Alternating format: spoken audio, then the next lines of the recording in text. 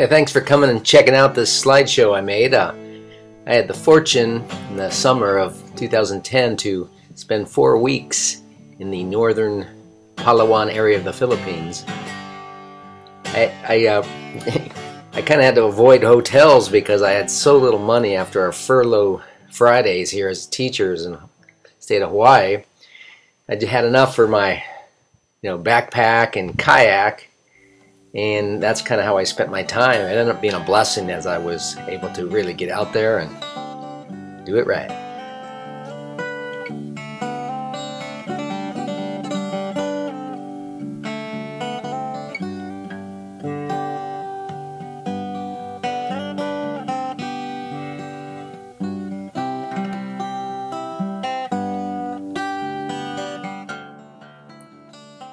Trip started in Lihui, of course. Philippine Airlines ran a $700 round trip from Lihui to Manila deal. Couldn't quite resist it. Now, of course, our flight didn't exactly hover over Hanapu, but since I was flying this Google Earth simulator, I figured that's the way I'd go. So anyway, real trip took about 11 hours, not 11 seconds. And we landed in Manila.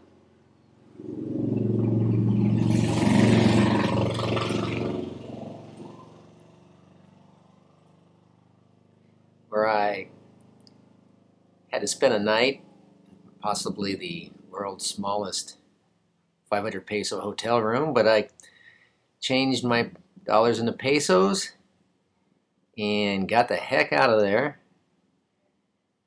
and flew to the island of Busuanga, kind of a Kauai-sized island, and hitched a ride up to the south coast, and hiked a little hill to catch the view of where I was to paddle, and looked just fine.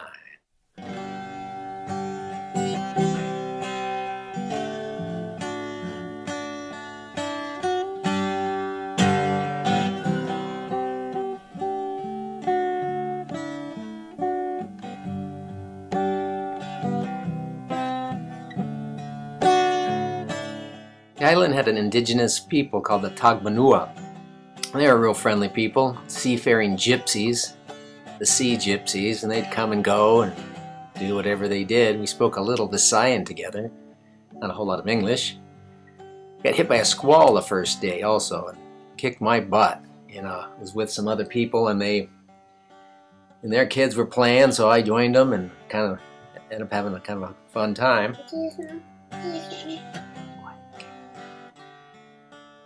Funnest thing to do in a squall. I base camped out of Coron town in a place called the Sea Dive. Right there was my room. It was right on the water. A little restaurant right on the water. Great place. Under 10 bucks a night. Stella. And I'd paddle in and out and all about for the 2 weeks I was in that particular region. So under 10 bucks got me a nice room. The beautiful view. Every night at this place was an incredible sunset, and the fish and the food were just great. Well, mostly Europeans. I met one American, and got to, where are you from? The guy was from Samar Drive, the same street I grew up on when I was a kid. And he was out on business and with his gal, and invited me. Hey, I'm going deep. You wanna come aboard, and I'll just drop you off and maybe pick you up. So that changed everything. I deflated my boat, put it on his and backpack, and was off on a new adventure quite quickly now. It was a few days into the trip, and we were off to Coron Island. And it's an ancient place, tons of history. Spanish were there in the 1700s, and got out there.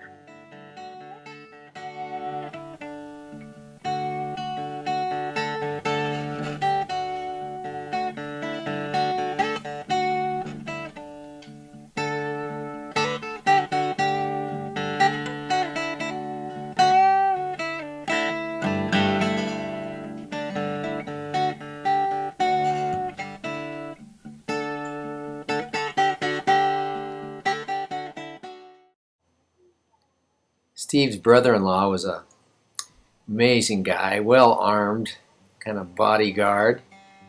And soon enough I was way out there by myself again, kind of wondering why I didn't bring more food on this little remote island,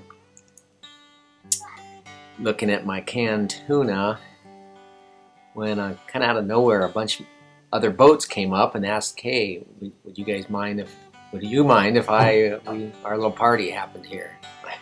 Of course not. And the first thing they trucked in was a roast pig, and it certainly didn't stop there. Really had fun.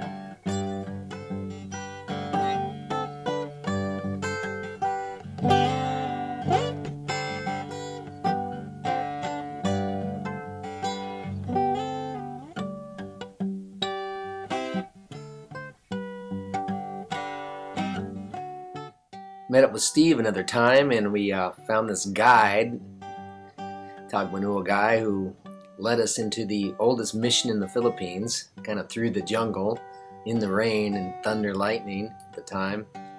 We found it. It was pretty ancient. It was tough to get photos in the rain. But the guide took us to his little place. Cell phone was totally wasted. Actually, I washed it. Took it to a cell phone place. The guy took it apart, dried it up, fixed it. Amazing. Filipino sage writing on the wall here.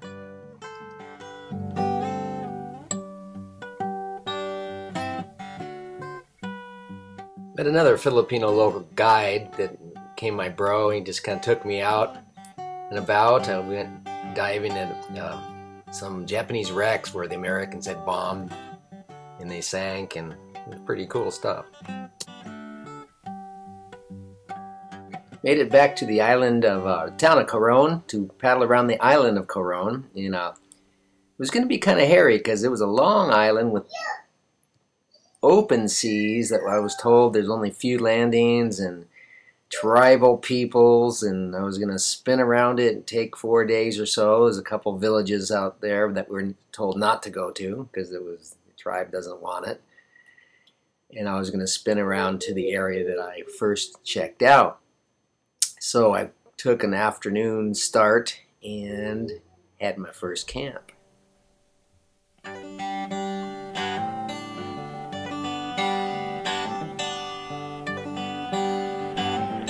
First night around the island, Coron Island.